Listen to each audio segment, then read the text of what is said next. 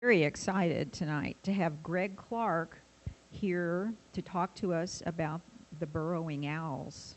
So many of you volunteered out there with the owls in Paulden, and so we're excited to hear about this information update. Greg Clark is a professional engineer with an interest in bird conservation focused on burrowing owls. Greg has contributed to breeding bird survey work and bird sound recordings since 1994. From 2000 to present, his main work has been creating burrowing owl artificial burrows and doing active translocation of owls to these burrows as part of Wild at Heart. Greg's work has recently been featured in National Geographic magazine and Audubon magazine. And Greg's mother was born in Prescott in 1909, and her mother was born in Camp Wood, west of Prescott, in 1876. Pretty cool, huh? Okay. And Greg and his wife, Sydney, where is Sydney? There she is. Just wanted you to say hi to Sydney, too. Okay. They drove in from Phoenix. So let's give Greg a big round of applause.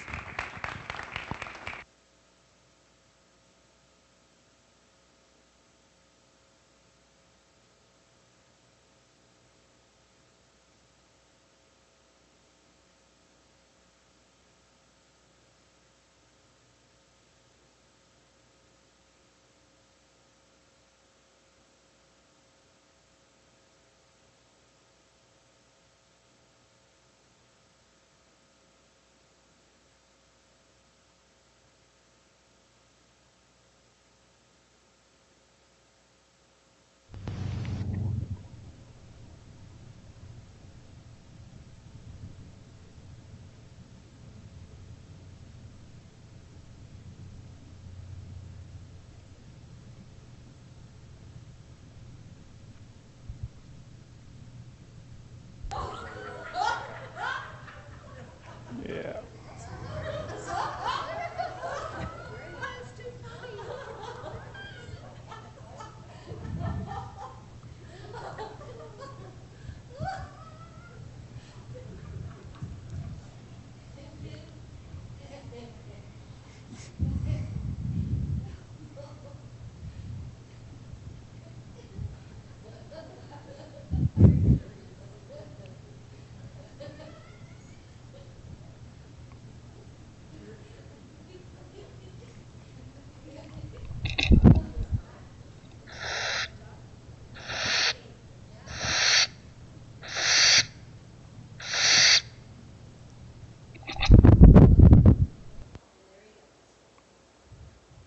Mm-hmm.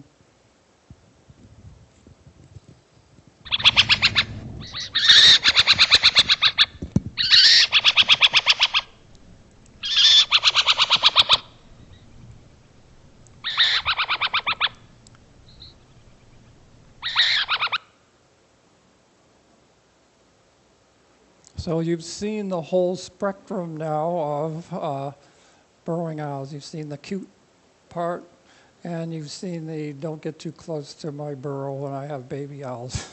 so the way this works is at one of the research sites we have monitor cameras, and they watch the burrows, and the burrowing owls think that the surveillance cameras are their buddies, and they come over and want to hang out with the cameras.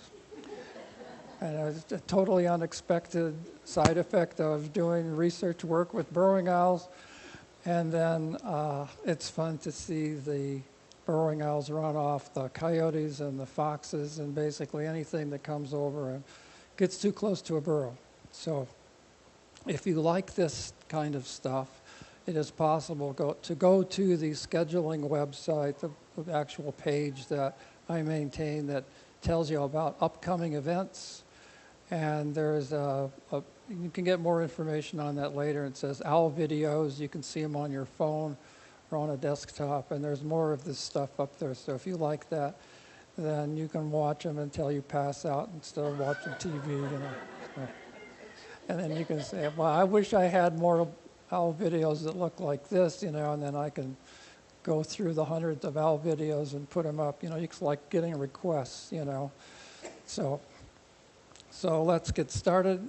Basically, I am the Burrowing Owl Habitat Coordinator for Wild at Heart, and I'm suffering under getting cold air up here, and it makes my nose run and it goofs my voice up, but well, I'll struggle through that.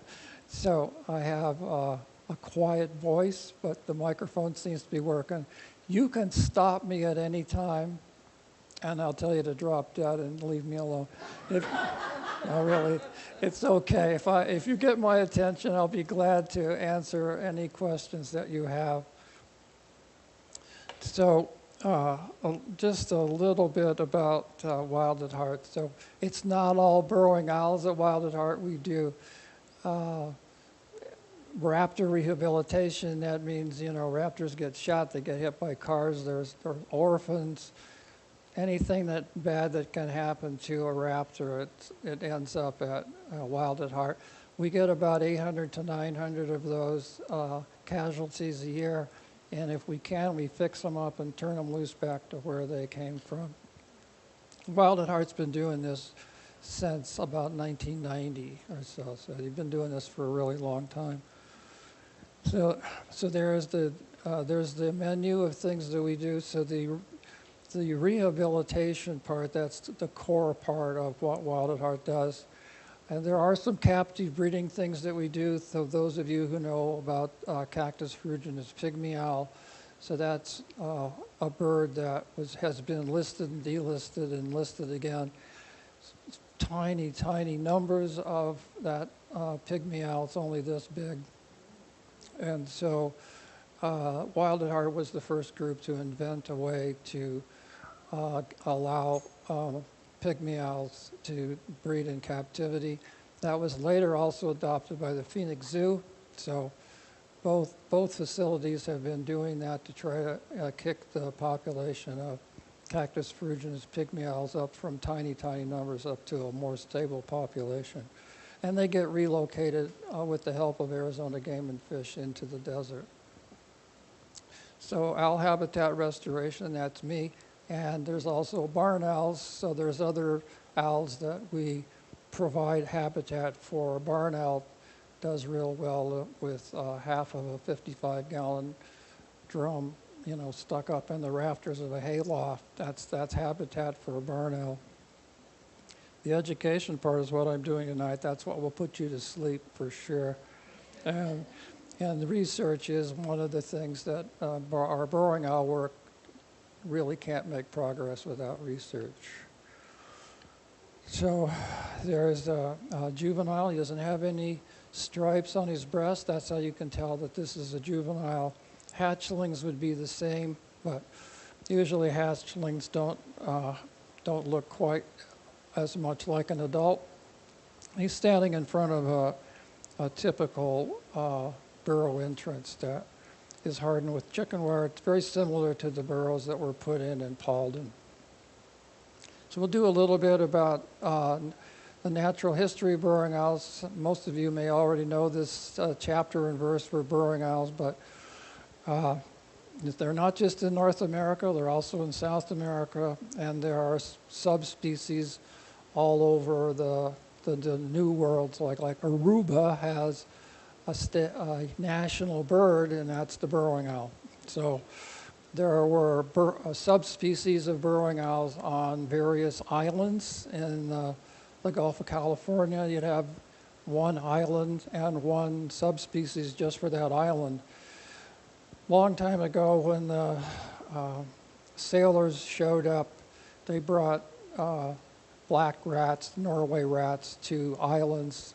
So even though they may not have intended to affect seabird populations and burrowing owls, that was an inevitable effect of the trade in the Pacific that affected Gulf of California, Channel Islands, all of the different islands that had burrowing owls. And Catalina Island still has burrowing owls.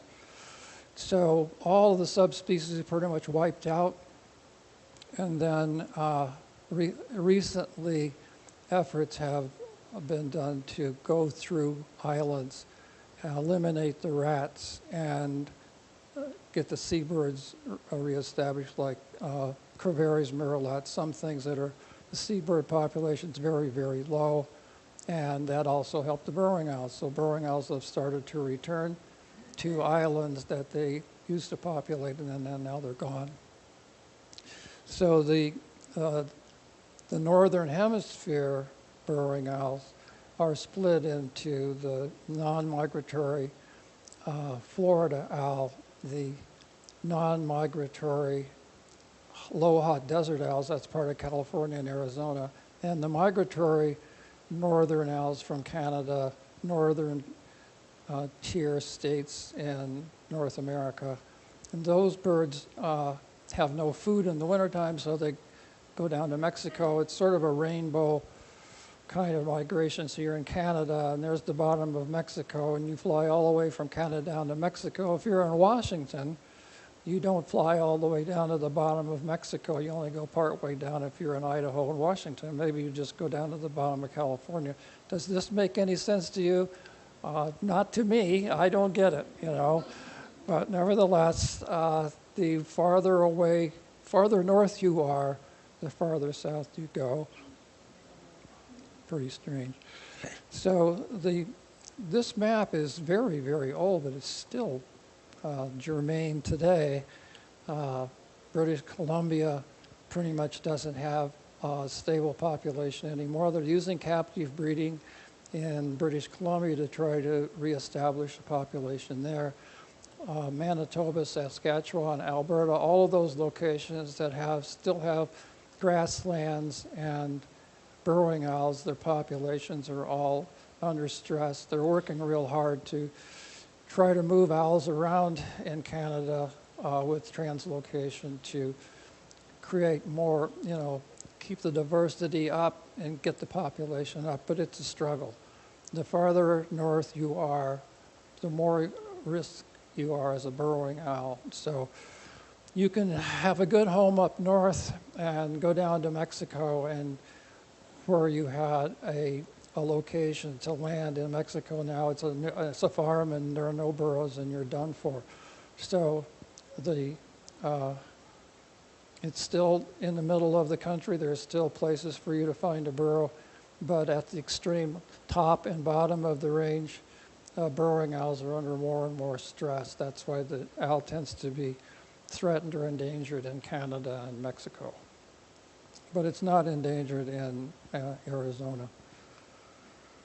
So burrowing owls have been around a long time. Owls are an old group of birds in general, and the Athene subspecies is like the little owl in Europe. So there are Athene owls basically over almost the entire world. I mean, they're widespread, but the burrowing owl is unlike any other owl. It's the only raptor in the world that lives underground, so it shares a lot of characteristics with the other Athene owls, but it's on Pluto, and all the other ones live on, Earth. I mean, burrowing owls are just completely different than all the other owls. But they do look similar. They look very similar, except for the long legs. So the burrowing owl am I going too fast for you? No, that's good. So you're still awake. That's important. I haven't put you to sleep yet. So open grassland, everybody that I talk to doesn't know about burrowing owls. They think all owls live in the deep, dark forest, and no. Burrowing owls do not live in the forest.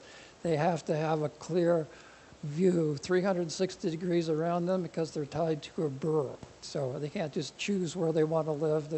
Once they have a burrow, that's like, yep, if I can find food and I've got a burrow, I just need a girlfriend, and everything is wonderful. So they're generalists on diet, so they really do eat everything. They'll eat rodents and insects, even scorpions, centipedes and pill bugs and penicotti beetles, you name it. All the small rodents, frogs, toads, snakes, bats. Salt River, they eat crawdads. When the river falls, the crawdads ended up stranded. They'll eat the crawdads.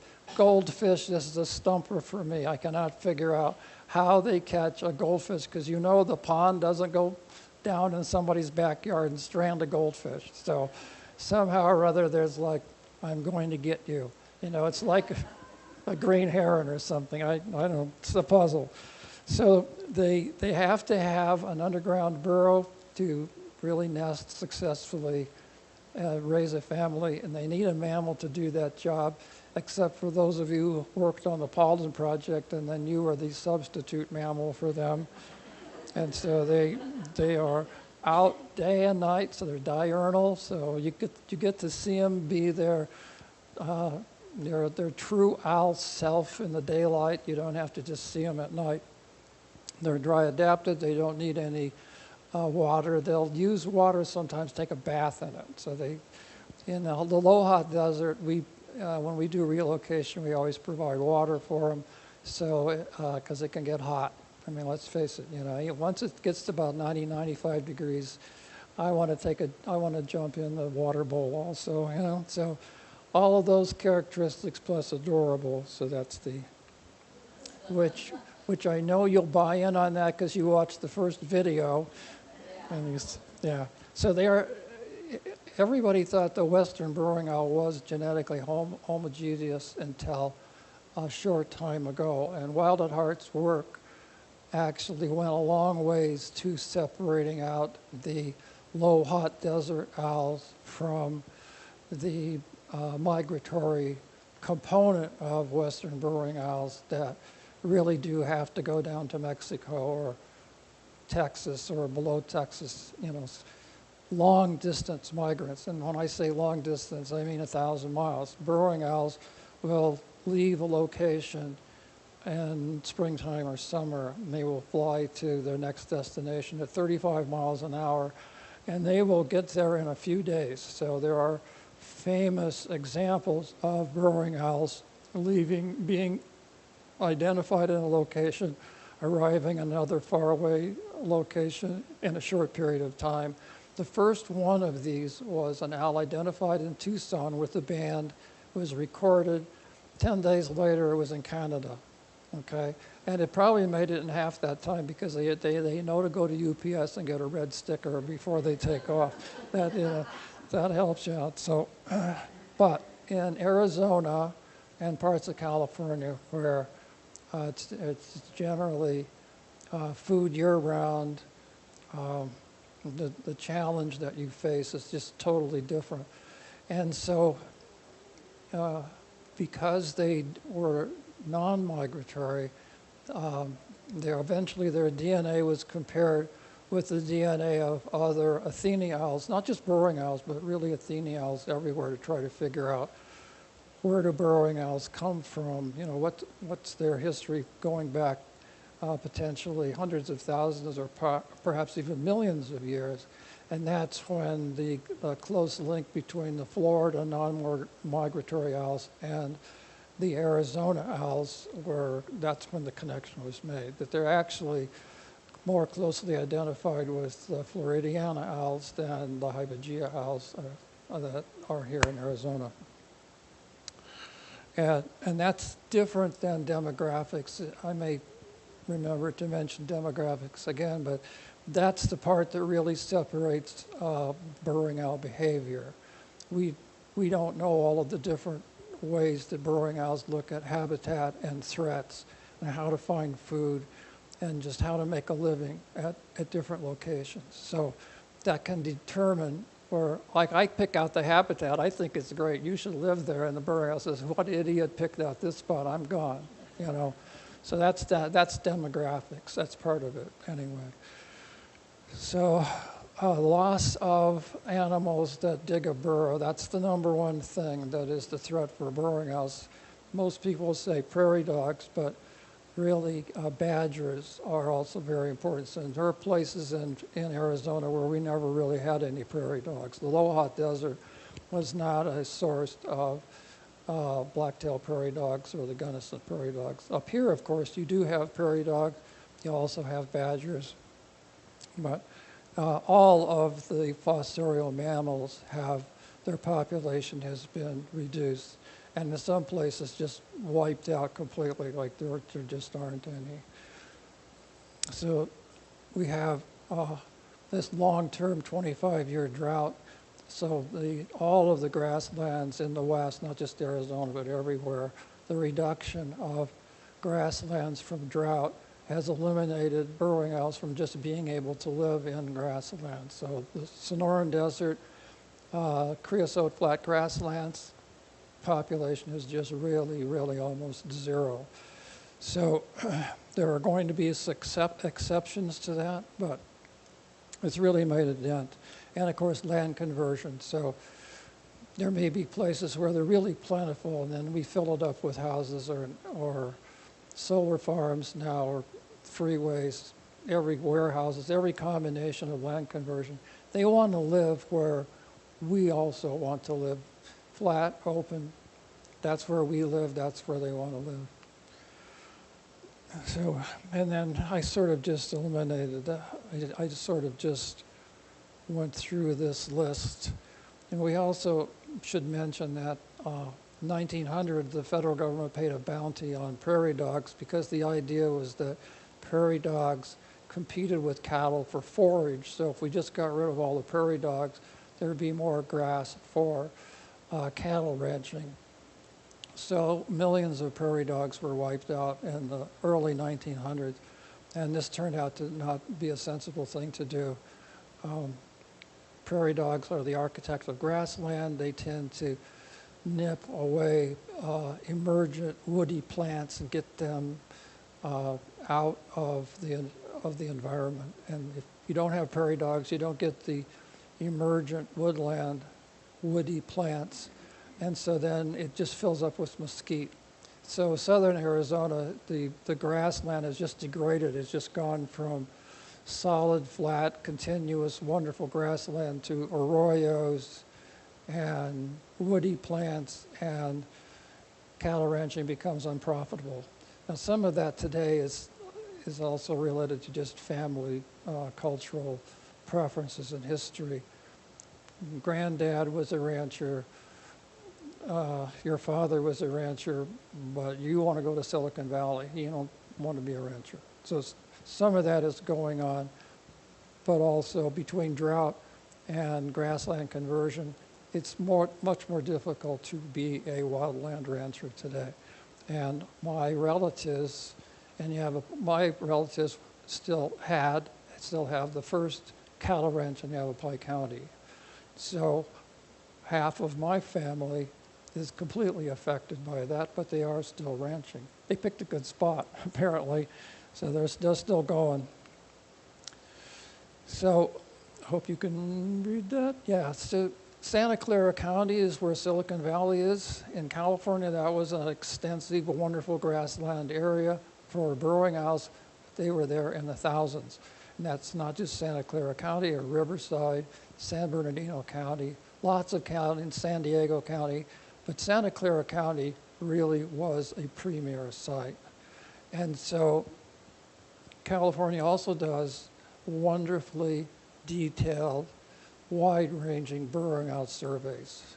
So if you look at 2003, some of the most recent survey work, but still more than 20 years ago. It's about when I started doing my work. There was only 120 pairs in Santa Clara Valley, down from thousands, historically thousands of owls, almost uncountable. And then it went down to 35 to 50 owls. And I thought, will California ever recover? In other words, will they ever begin to sort of do it the way we do it in Arizona, where we're actively getting owls out of trouble, putting in artificial habitat, doing active translocation, and try to figure out how to stabilize the population some or slow the population decline. And I pretty much had given up hope. But Santa Clara County now has had a rebound. So they have changed their ways in California, and 120 owls were now reported in an area where they were down to, a handful of owls. Historically in California, they viewed this problem as natural versus artificial. So if you weren't relocating mammals to dig the holes for the burrowing owls to move into, it was not a sustainable process. In other words, it's a reasonable assumption.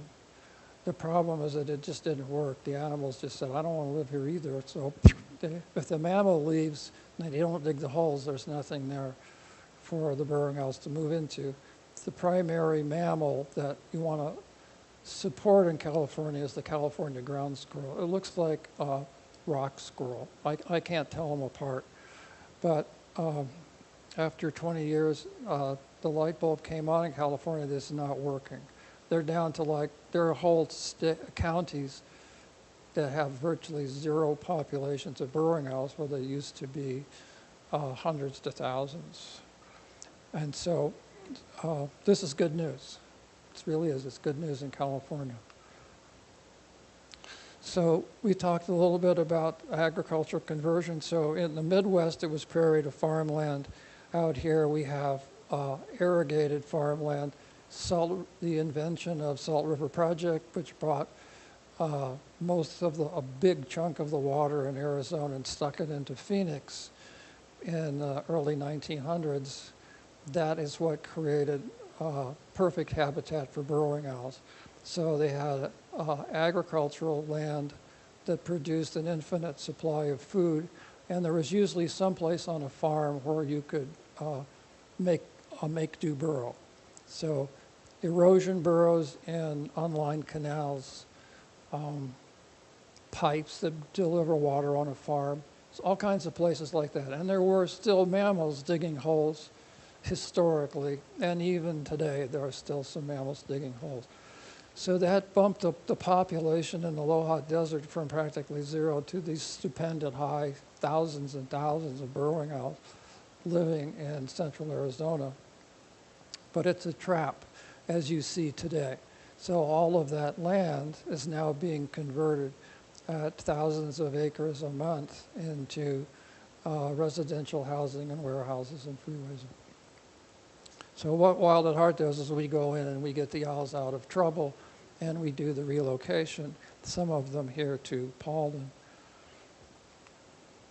So this is an example of what a burrow looks like. This is the actual photograph from Paulden. So one of the, I think, 24 sets of 2 burrows that we installed in Paulden. They are made out of 55-gallon plastic drums. We cut them in half. We used to use 5-gallon buckets, but the research done by David Johnson with the Global Owl Project, he checked all kinds of sizes of burrows, and the bigger the burrow, the happier the owl.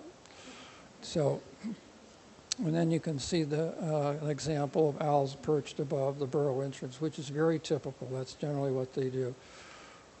So we use a tent, which is made out of polyurethane, UV-resistant polyurethane shade cloth for cows, basically. In Arizona, the shade cloth has to withstand more sunlight than any place else in North America. And it blocks 70% of the light. It lets the air move through, and they're very, very rugged fabric. You know, it's the threads themselves, it's almost like wire instead of a fabric. It's an ideal way to make a tent. So we put a tent over one burrow, put 2 owls inside, male and a female, 2 females or 1 male. You can't have 2 males in a tent. Research has shown that that's like a bad idea. Don't do that.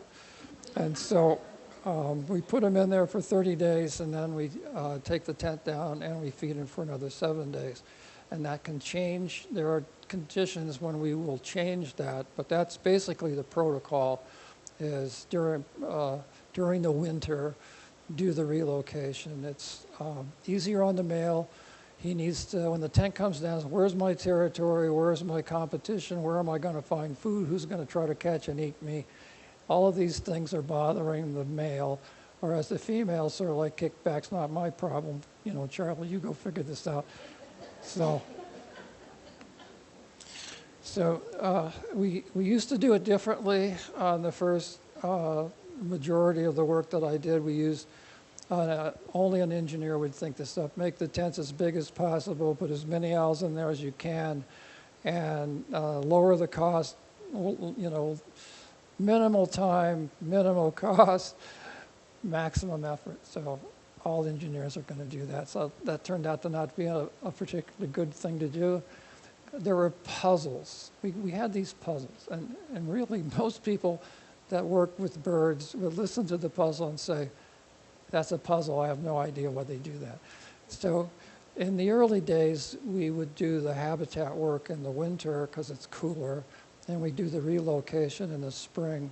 The owls would lay eggs in the tents, and we take the tents down, and the owls are on their own. But some females would abandon the eggs, and we think, why would they do that? This is like, they had free food, this is next to a farm. What are these stupid females doing abandoning the eggs? So the Arizona Game and Fish, a heritage fund, had a standing example of the ideal program that they would fund, and it was studying the breeding habitats of burrowing owls. And it was actually in their public examples of projects they would fund. And nobody knew how to do that until we came along. It was like nobody else was doing this work on an industrial scale. But the money available from the Heritage Fund wasn't enough. Even though I knew about it, Fish and Wildlife Service said, we really should figure out how to make this breeding protocol work with burrowing owls better understood and more effective. So Martha Desmond at New Mexico State University, who also works with burrowing owls, said, let's put the money together from the Heritage Fund and U.S. Fish and Wildlife Service. I've got some Department of Agricultural money. That will be enough, and I have a graduate student that can do this work. So finally, we took these puzzles that we had, why we couldn't figure out why we were not getting as good of breeding success that we thought we should have. So they did a 2-year study on the way we were doing it. They built models. They had a whole set of models on combinations of things that would measure success. And one of those models was how many males are in the tent. And so the first year, everything worked great. We actually had great breeding success the first year, and the second year it was not so good. And the difference was we had more males in tents. It was just random. So between the research done by a graduate student, and there's been more than one that has worked with us, we were able to come up with new criteria to do this work better. All of those things were adopted. So for many years now, we've been working with these suggestions for how to make this work better. And we're not done yet. We're not at the end. Pardon me. So habitat enhancements are real important. Making an entrance bigger turns out to be one of the things that we think is important.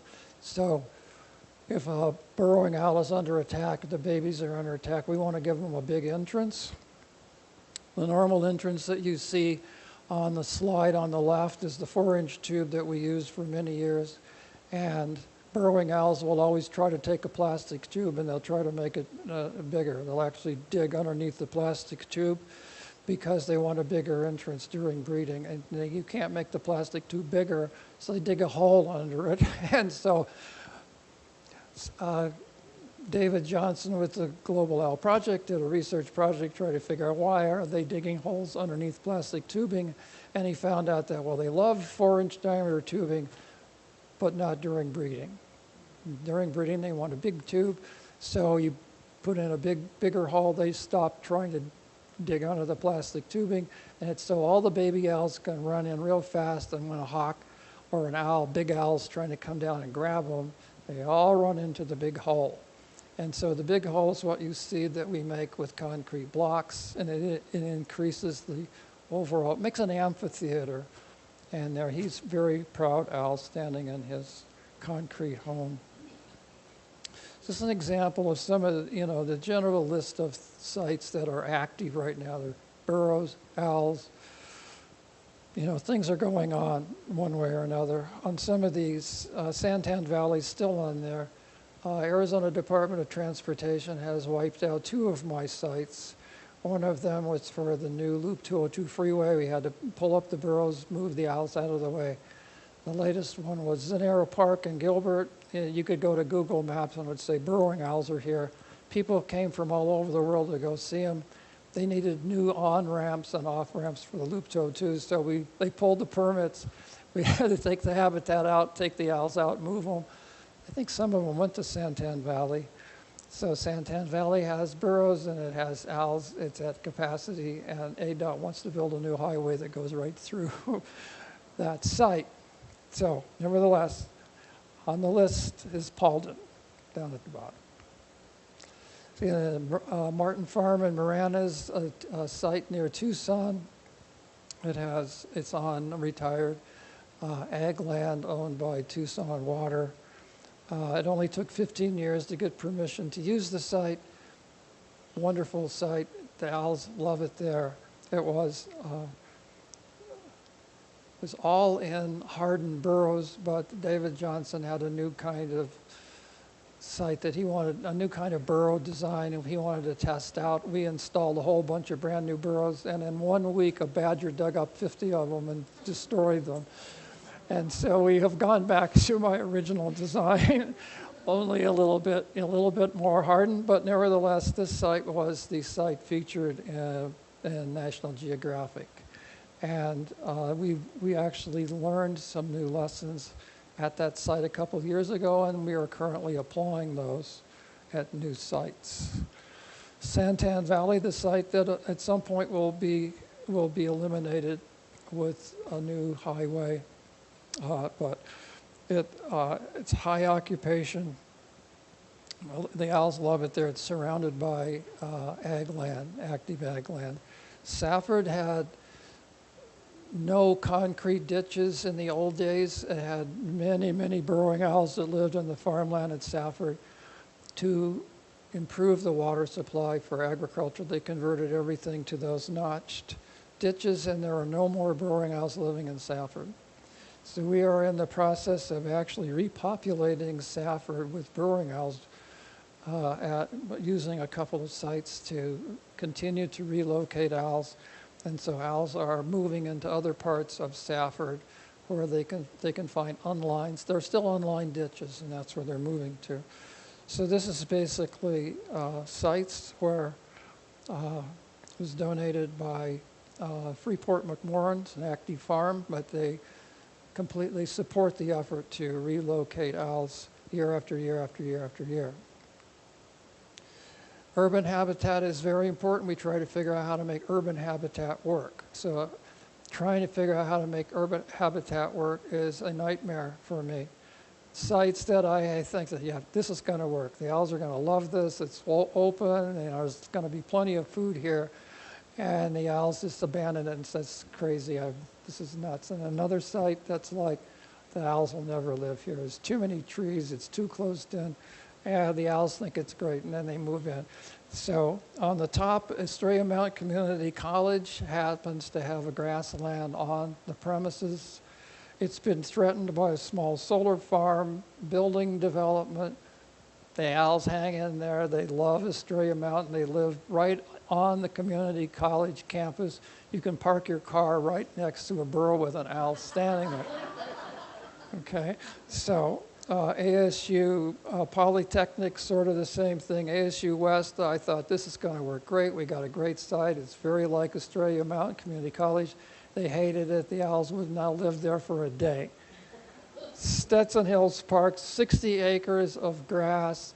People play frisbee on it. They walk their dogs on it. It's tremendous activity. It's surrounded by trees. I said, well, we'll give it a shot, but it'll never work. Yes, there's the baby owls that were born at the site that you can see. More than one set of baby owls have been born at the site that I said this will never work.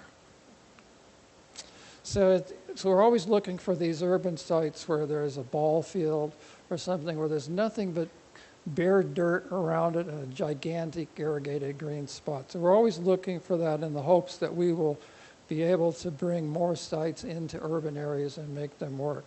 It's a real challenge. It's a real challenge to make it work. A little bit about stuff that the owls do at the burrows. You still awake? You haven't fallen asleep yet? I'm not talking too slow for you. So there's something about decoration that is a puzzle for people for a long time. Why is there a plastic comb next to the burrow entrance? Why is there a dead frog carcass there? You know, I don't understand why they had to have all of this stuff in front of the owl burrow. So dog poop is a favorite component to stick in front. And so one of the standard line on this is, well, you put the manure there, and then the dung beetles come over, and they are attracted to the dung, and the owls just, all I have to do is stand there by the burrow entrance and eat the dung beetle. So anybody seen any dung beetles in Prescott lately? Not me. They're sure not in the low-hot desert. I would have remembered that. They are cute, though. If you ever see a video of a dung beetle working, I mean, it's definitely a material to watch. But that's not the answer. If they're bringing pieces of plastic combs, corn cob pieces, palm tree bark, it's got to be something else. That you're not drawing any insects over to a piece of palm tree bark. So basically, it's fitness, okay? The more stuff you bring, this is, I'm big, strong, I brought all this stuff over, I've got this burrow ready for you, I'm a good provider, and we can make a family, okay? So there's some anthropomorphic things you can put on this, but really the champion, incidentally, you have all the components here. You have a gecko, you have parts of a kangaroo rat or something, crickets, and some insects in there. So I like that photograph because it shows variety. But stupid owl didn't bring a piece of a plastic comb in there. Okay, so here's the champion. I'll try to make this short. U9 is very famous. He was so famous that when the Wen Brewery in Phoenix asked Audubon, would you like us to make you a beer? And we'll connect it to wildlife. And Audubon said, well, what should we do for a mascot for a beer for Wen Brewery? And me and Janon Wyden, who works a lot with me, said, well, U9 in Maricopa, that's a hands down winner for a mascot for a beer. And I'll just cut to the end. He was so good, he got 2 beers. Okay, he actually got 2 different runs with different labels. He was so good. So U9 came in as a rescue to Wild at Heart. He had like a broken wing or something. He got fixed up. He got actively relocated to Maricopa Ag Center in Maricopa.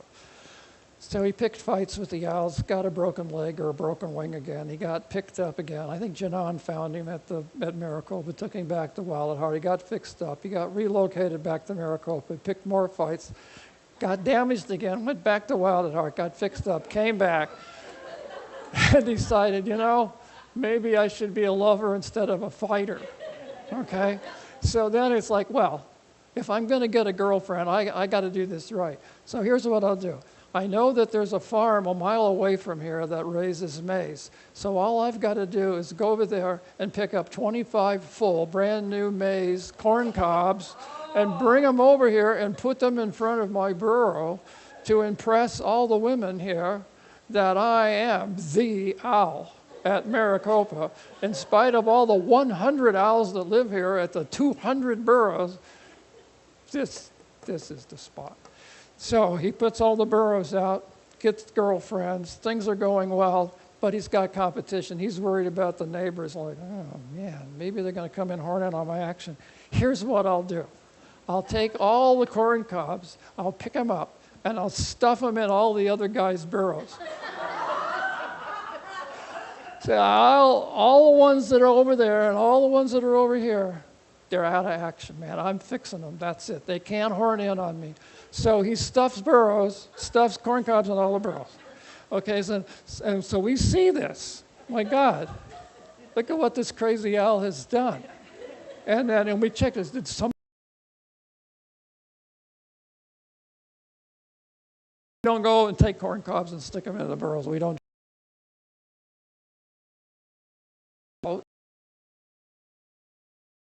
Yeah. So U9 is so U9 won the award for fitness, girlfriends, and also craziness. He would walk down irrigation ditches that are too steep to walk down if you're an owl and you can't swim. And he would walk down and he would try to pick insects off the surface of fast-moving irrigation water. Totally insane for an owl to do that. Okay, so I've been doing this for 26 years, and at some point you can see the day coming when you're not going to have a 10-year horizon on agricultural land anywhere close to Phoenix or anywhere within 100 miles of Phoenix. And I'm serious, within 100 miles, it's all going to be something else.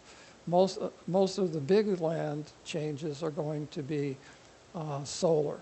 So even if it's too far, even for Phoenix, to put in residential homes by the millions, they're for sure go to solar.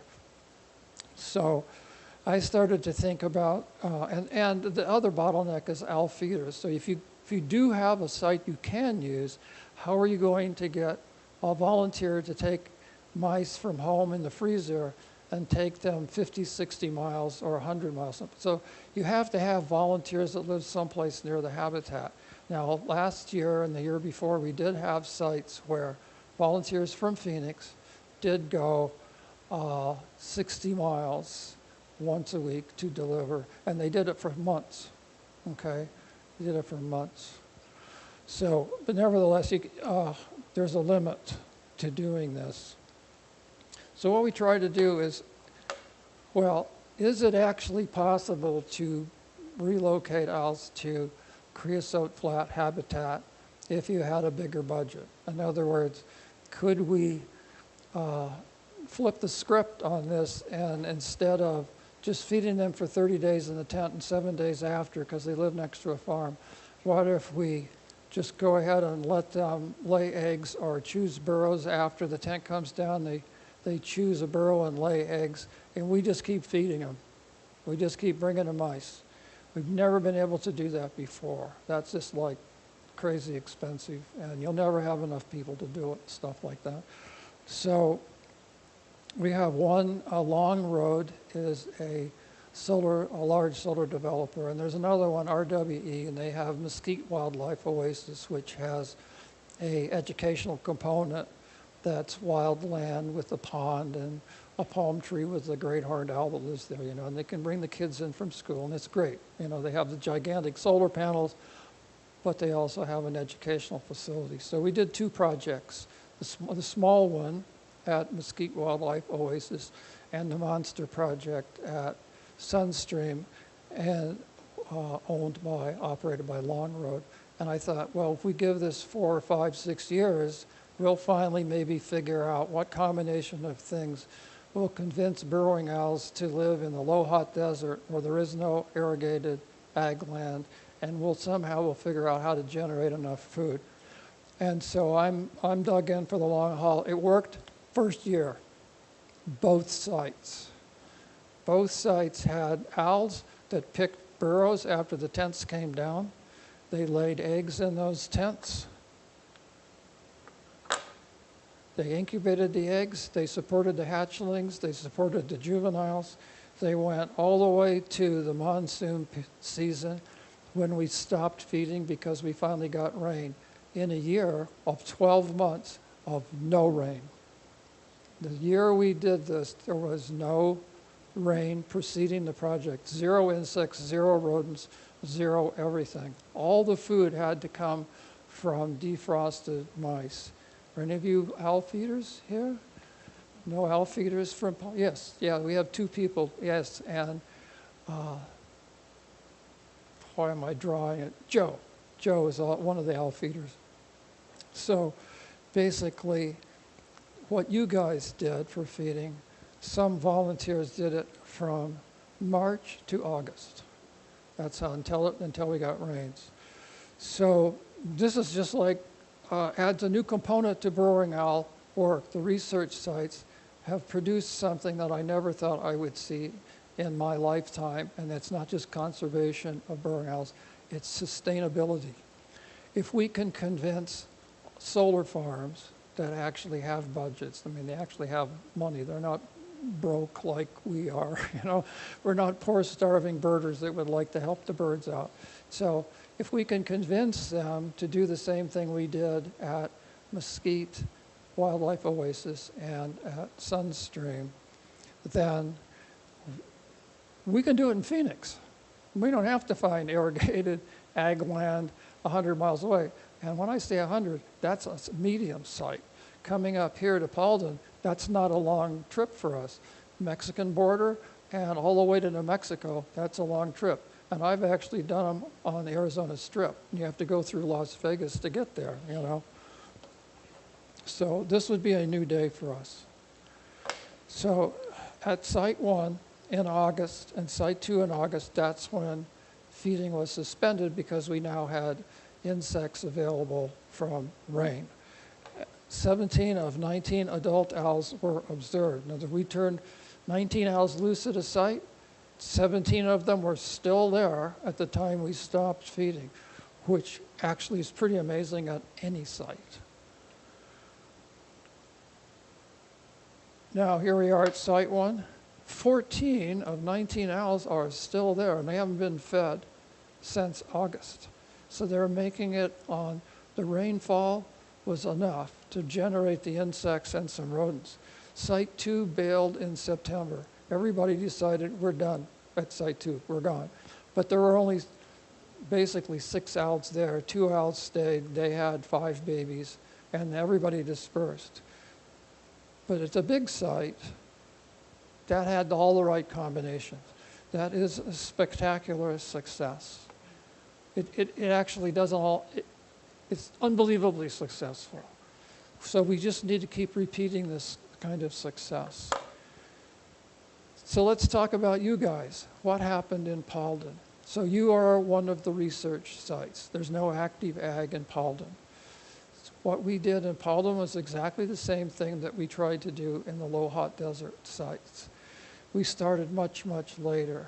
So some eggs were laid at the Paulden site, but just bad timing. 2 baby skunks got into the burrows and ate the eggs.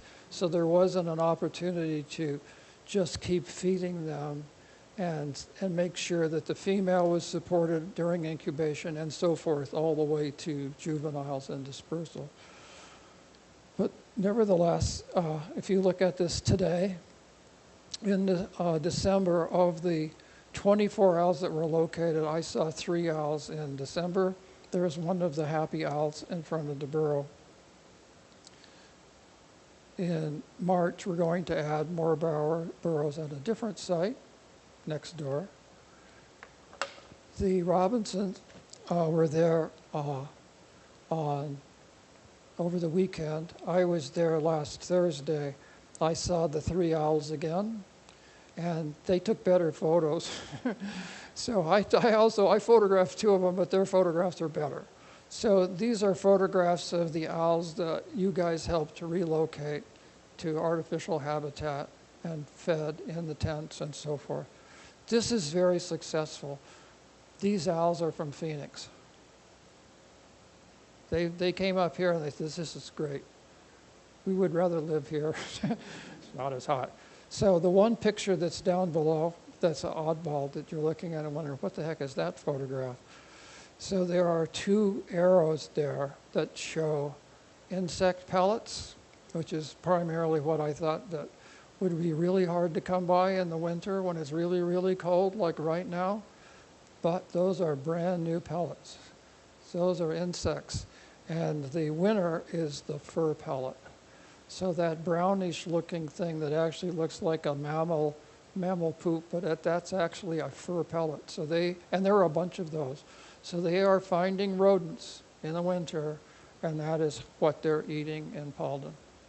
Okay? Very successful. You guys deserve a pat on the back. You really do. And you know, when you see this, it's the end. That's right. It really is. It's for sure it's the end, yeah. Okay, so I'm ready for questions now. You're supposed thank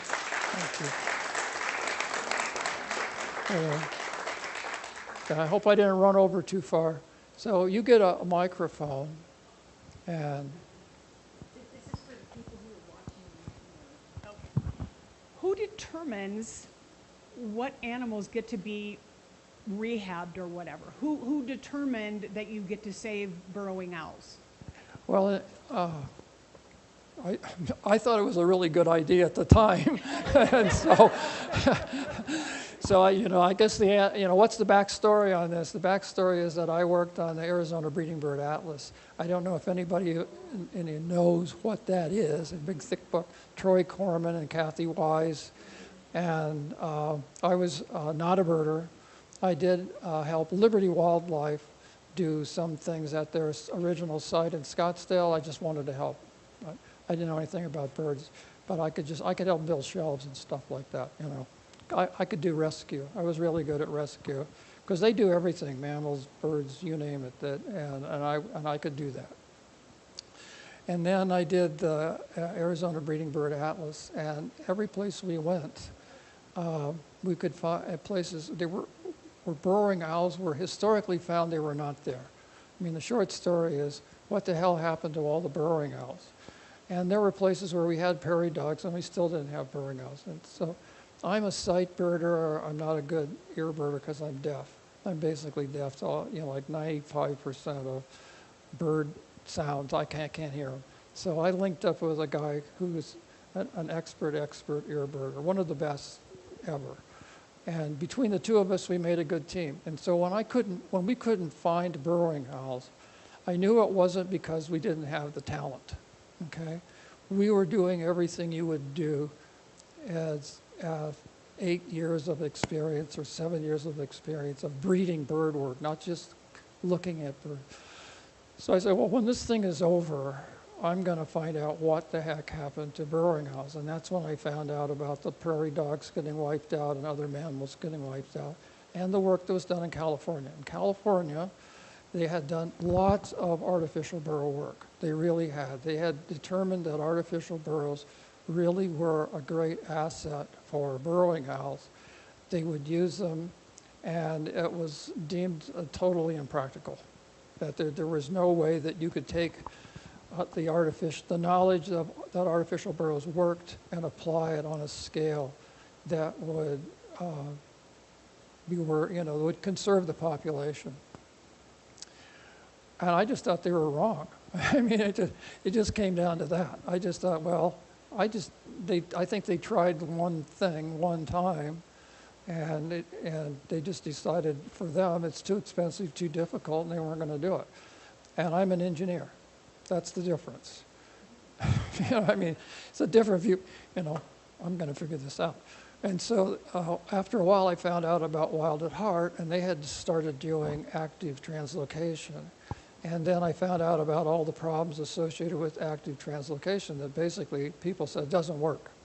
You take the owl, you relocate them to an artificial burrow, and they just go back to where they were trapped, and it's too expensive, waste of time, doesn't work anyway. And so, I understand the reasoning on that, but once I heard this, I just thought, well, they gave up early. And I actually thought Wild at Heart they had a good starting plan, and what I was going to do is scale it up. And I mean, that's what engineers do. You take the research and you apply it. And maybe you need to do more research on your own, but first take what everybody already knows and try to make it work. And that's just classic engineering stuff. One more quick question. I watch a bunch of zoo things at night when nothing else is on TV. and there's a bird rescue one, and she feeds, when she rescues owls, she feeds them with a mask on because she said that she doesn't want them to imprint to people. Do you guys have to do that? So there are situations with some raptors where you probably want to do that. With owls, I tell people I don't think they're wise. I think they're mindless killers. I just don't think you have to do that with owls. I mean, with burrowing owls, even captive raised burrowing owls, I think they, it's moving, and I need to eat it, and whether it's, whether it's too big for me or not, that's a decision they make after they figure, oh, this is trouble. I've grabbed a hold of something that's probably not a good idea. It's a school of hard knocks, I guess, but I think with owls, there are a lot of steps you can skip, but imprinting is what you're referring to.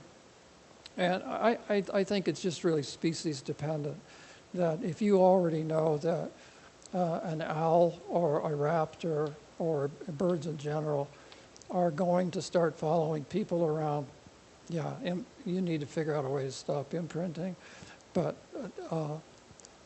the anecdotal thing that Wild at Heart would be doing is making sure that an animal can kill live prey. So all rehabbers have to have some form of pit that you put live prey in, and the raptor sees that. And if they don't go down and kill it and eat it, you don't turn them loose until they got this figured out. So, yeah. Back in the back, there's a question. You guys haven't fallen asleep yet. That's good. Can you talk a little bit about burrow defense and if there's more than one entrance?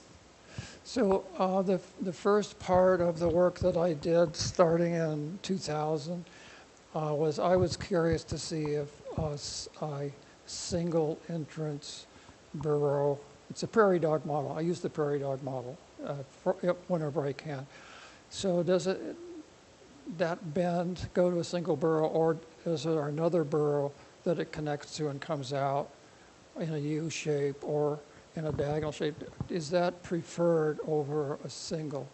Now, any sensible person would have stopped that after the first 5,000 burrows, but not me.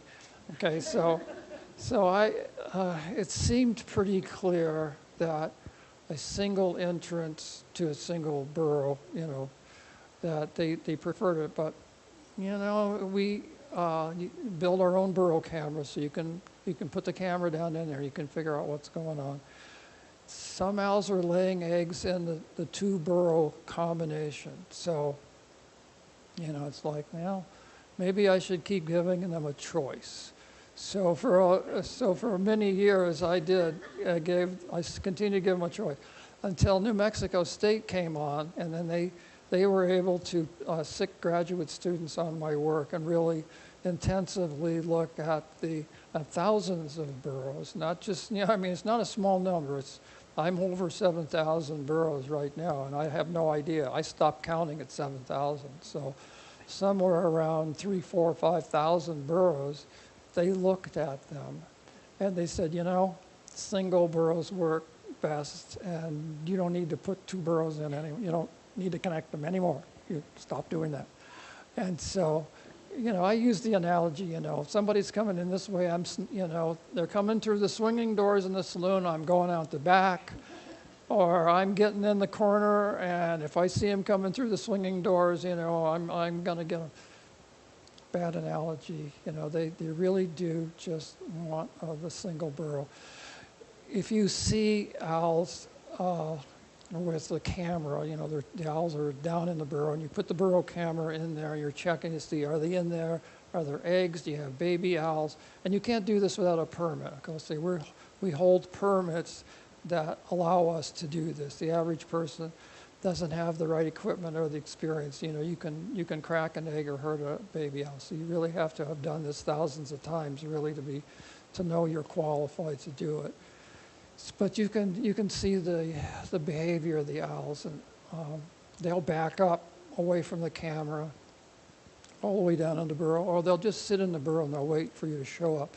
So this is the rattlesnake, analogy. Here comes the rattlesnake. He's going down in there. People say, don't the rattlesnakes go into the burrows and try to eat the owls or eat the eggs? And well, yes, of course, that's the job of a rattlesnake. Go in the burrow and try to eat something. So when the camera goes to the owl, they wait until the camera snake is right in front of them, and then they just jump over it, and then they just run out. It's like, we're out of here, So then you say, well, but don't they eat the eggs? Yes. Well, how many eggs can you eat? If you're a burrowing owl and you're successful, your average burrow clutch is 8, and my record is 16. So I mean, you may be at risk from snakes coming in there, but you lay so many eggs, it doesn't matter. Okay, the real risk is once they're juveniles. Well, if they make it out of hatchlings to juveniles, you're lucky in October if you have 2 successful first-year birds. So you've reproduced the 2 adults, and that's very successful. Hope I answered your question on that. So they're a short-lived owl. So it's probably like 5-6 years in the wild. They'll live 10 years in captivity.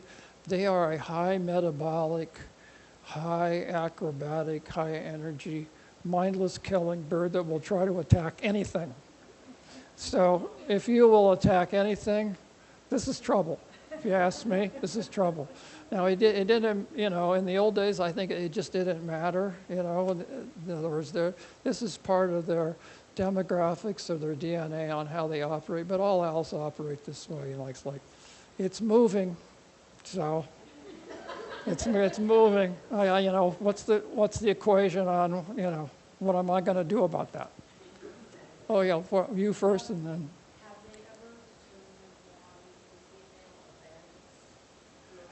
Yes. Yes. The females abandon the eggs because the male is a jerk. Okay? Yeah, that's right. Yeah. So you've picked this guy. You've dated him. You've hung out with him. You think he's a good provider. He's taking care of the neighbors. And then you lay the eggs, and then he splits. What are you going to do? It's like, hey, I thought you were, you took me to the restaurant, now we're married. I thought, you're going to take care of the kids. So if he doesn't bring food for her, she can't incubate. That's his job. His job is to go out, make sure that, he's got a territory, he gets the competitors out of the way, he finds he's a good provider, and he keeps her well fed. Because when the babies are born, the food goes way up. She's going to go hunt. He has to go hunt. They're hunting day and night, keeping those hatchlings fed and the juveniles fed. But if he's a bum, she's going to split, So does that sound familiar? A little familiar? Yeah. You try to look for anthropomorphic things. You're not supposed to do this. Boy, I mean, this is one of. Somebody here had their hand up. Yeah. When you say that they abandon, like when you relocate, do you have some sort of band on them so you know where that they go live afterwards, or do they just find a new home? Yeah, so all of the adults are banded, so they have the silver aluminum colored USGS band. That's the bird band. When people say a bird band, that's the silver USGS band. And then we also buy color bands, and they're much bigger. The characters are bigger. And we used to try to use spotting scopes to read them. Now we use a camera, the mega zoom cameras from Nikon. Some Canon made one also, but these days the Nikon Coolpix cameras, they have these 2,000, 3,000 millimeters for survey work. They absolutely are. They cut the time for survey work to read a band down to nothing. You get that picture. You can blow it up more at home. That's how you read the bands. Now, we don't currently band juveniles. It's very, very time-consuming and expensive to band juveniles, especially if you're relocating an average of 200, 250 owls a year, and then all the juveniles that are born. We don't have the resources to do that. We wish that we did, though, but that's maybe in the future. So yes, you have a question. I may have missed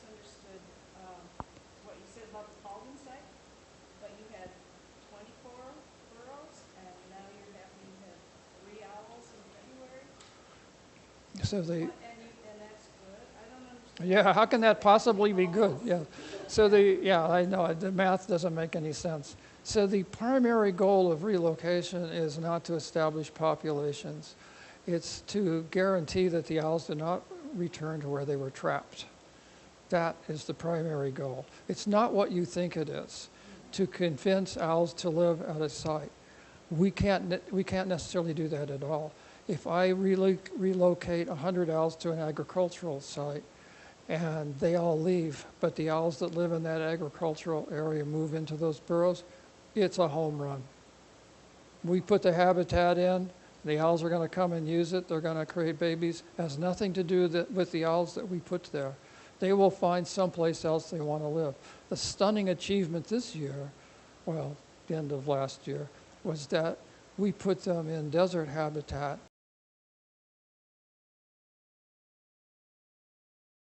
More than 50%, and there was lots of juveniles.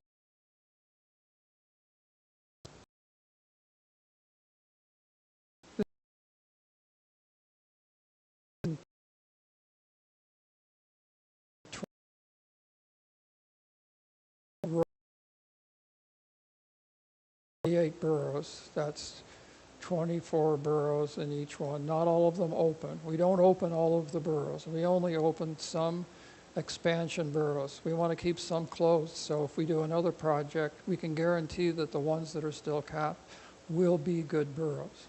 They will not have filled up with junk or mud or sticks or something, so, and they don't need them all. They don't need every single burrow. They need some expansion burrows. They don't need every burrow.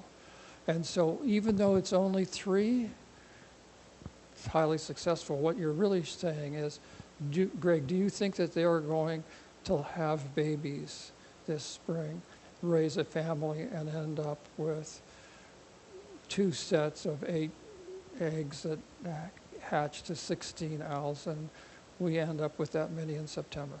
That's the question. Yeah. No idea. No. Well, in the research program that we did with New Mexico State, yes, we do track those owls, and that's where the $100,000 goes. That's how much it costs to track large numbers of owls, like 50, 60 owls in a big study. Yes, it's very expensive. And so we're hoping that the solar industry will buy into the idea that, will you please help us pay for transmitters and tracking? And that's more expensive than the habitat and the mice and all of that stuff. There's only one big burrowing owl research study that's ever been done on the work that we do. There's only one.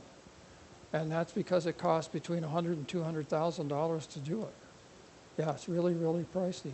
Somebody had a question over here. Maybe, maybe not. Where?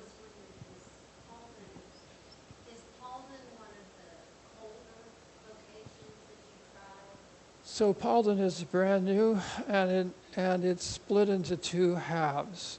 So Paulden has a railroad tracks that go through the middle of, well, it goes to the north of Paulden, but in the community, the general community area, it sort of goes through the middle of it. We did a Site 1, which is south of the railroad tracks. In March, we will do Site 2. It's a little smaller, oriented a little bit different, but it's physically very close to Site 1. But if you leave Site 1 and you want to go to Site 2, it'll take you an hour to get there because you have to go, way around the railroad tracks and stuff like that. But yeah, everybody here is supposed to be there on March 21st. You already put that on your calendar, right? You've already got the, we're putting burrows in. Now,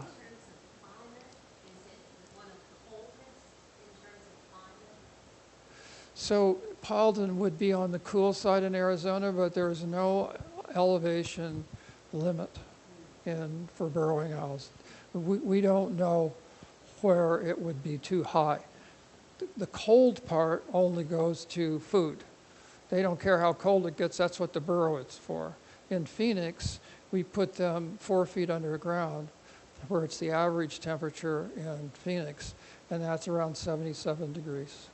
And everybody would like to have that. Free. In Phoenix, if you said it's free, you're 77 degrees year-round in your home, and it doesn't cost you anything, yes, where do I sign up?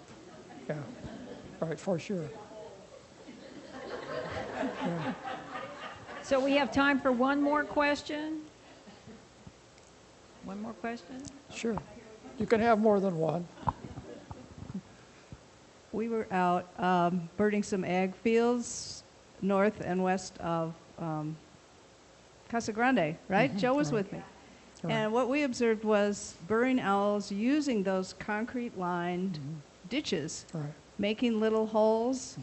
Is that something to capitalize on? Is that, or how do they do that? Does it work?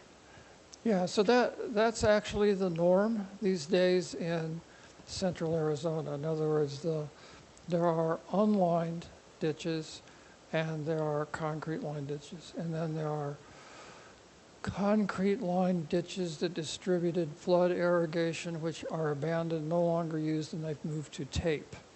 So the semi-long answer, semi-short answer, is people in Pinal County, which is where you were, Casa Grande and Eloy, the availability of water and the cost of water is just like it's on the moon now. So that some families, depending on where they are, the crop they've been raised, their resources, they just bail and go to solar.